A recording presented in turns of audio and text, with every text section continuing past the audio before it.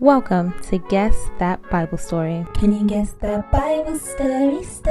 Yeah. Hey guys, and welcome to another episode of Guess That Bible Story. And I'm your host, Ormuka. In this week's episode, first and foremost, I want to say a big thank you for all the people that participated. Here are our winners. And for those people that won in episode 5, I've still not been able to reach 2 of you guys. So please, you can comment down below your Instagram or something so I can find the best way to reach you. But in this week's episode, I'm going to be narrating a story about a man that refused to be used by God. He gave every excuse in the book to tell God that he wasn't the man for the job. Sounds so very familiar. This is something that we do every day and we don't even notice it. To figure out who this man is, stay tuned for the rest of the story. Let's go. Just a little disclaimer, I am going to be looking down because I have my Bible right here and I do not want to miss out on any of the key points in this story. So let us get started. Once upon a time there was a man. This story starts off with him working. He's working and digging some kind of hole. In the Bible it says that he was throwing something up. It was still coming down, so he kind of was looking a little bit, but that is how it started off. He was working and then an angel appeared to him. This angel tells him, you have been chosen and God is going to use you to defeat so many armies. This man said, you got the wrong person, because that ain't me. The angel said, it is you. I am sent by God, and God said I should tell you that you are going to defeat all these armies. And he said, me how? Me and what army? So he told the angel, he said, okay, wait for me here. I'm going to go cook up something for you, and when I come back we're gonna talk. So he goes and prepares meats and bread and cake and everything, and he comes back to the angel and he says, here you go. And the angel knew in his heart that this man wanted to test him, so he already went ahead and told this man, put the meat on and everything you've prepared, put it on this stone. The angel took the staff on his hand and struck it on the stone, and the food caught fire and disappeared. And the man was like, oh, it's like he read my mind because I was going to test you and looks like you passed. So the man was just shocked and he told the angel, okay, I believe that you are sent from God, and I guess what is it that I have to do? Okay, so at this point in time, in the heart of this man, he's still kind of iffy. So he decides that he's going to ask the angel to do something else. After the angel had done all of that, he was still confused, like there's no way it can be me. He started giving all the reasons in the book. He said he's the weakest in his family, he does not have a job, he does not have a clan, he does not have this, he does not have that, and then he doesn't have an army. The Lord told him, he said, do not worry, do not be afraid, because I am God and I will go with you. So God had set up the army and got about, let me check. It says that it was 22,000 men. 22,000 men in this army that were willing to go fight and everything.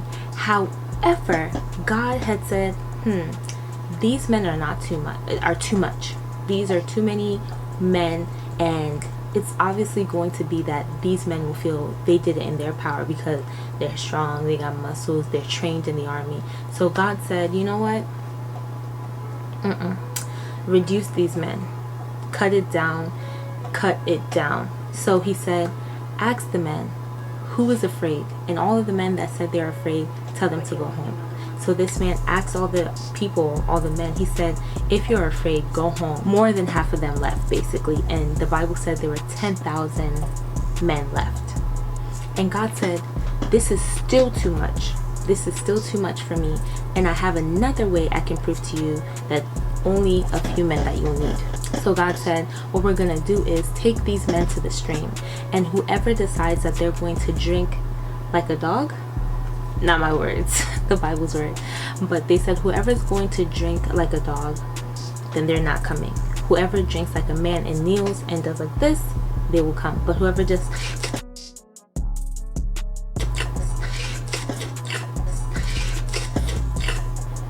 they're not going. And they went, and literally over half was cut, and there were only 300 men left. 300 to fight several armies and different battles. Mind blown.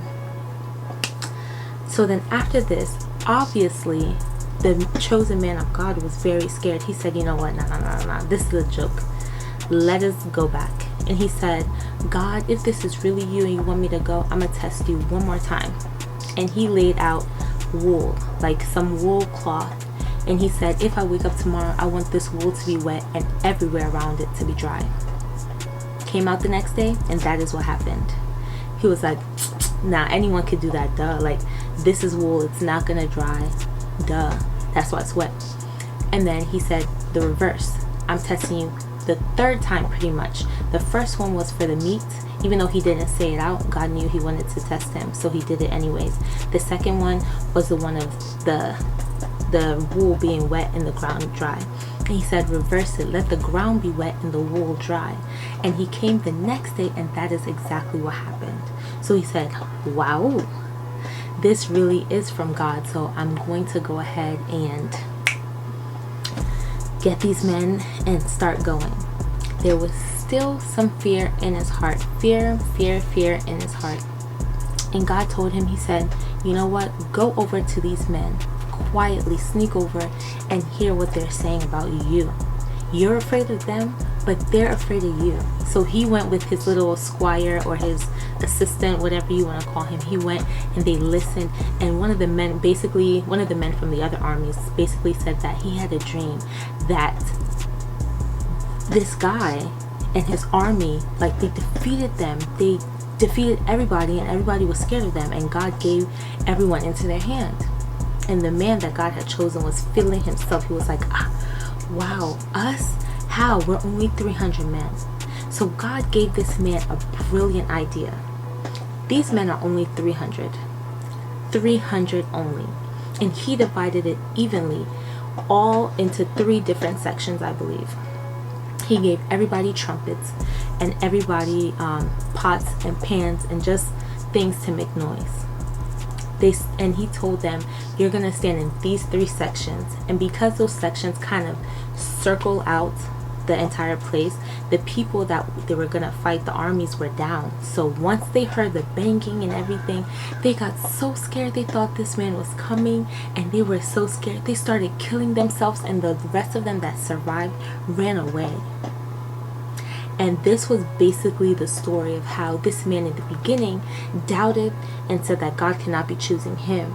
And then the end of the story where victory and God's name is glorified, because now this man cannot say, oh yeah, me and my 300 men in my army defeated. There's no possible way. They didn't even lift a sword. All they did was bang on some pots and pans, blow trumpets, and they were victorious. So that is the end of this story. There is much more to it. By next week, I will tell you guys what this story is, and I will tell you, if you want, you can go read more to see other amazing stuff that God does in this passage. But that is it for today, and let me know if you can guess that Bible story. And just because I got a lot of good comments about the lesson aspect of what I did last week, I'm going to start doing that. So basically, in this story, honestly, it is literally the example of all of our lives. Most of us feel like we're not called, or we do not have any place being a minister or sharing the good news. But truth of the matter is, we are all called to share God's glory, and not to share God's glory, but to share all of the amazing things that God is doing in the world and God is doing in our lives. The Bible tells us, overcame by the word of their testimonies. Our testimony is what is going to motivate somebody else out there. So just think of this story. Basically, this man gave every reason, saying that, oh, I'm not from a good family, I'm the weakest, I have no army, I have no this, he was saying all the reasons why he shouldn't be chosen. But God was saying those are all the reasons why I'm going to lift you up.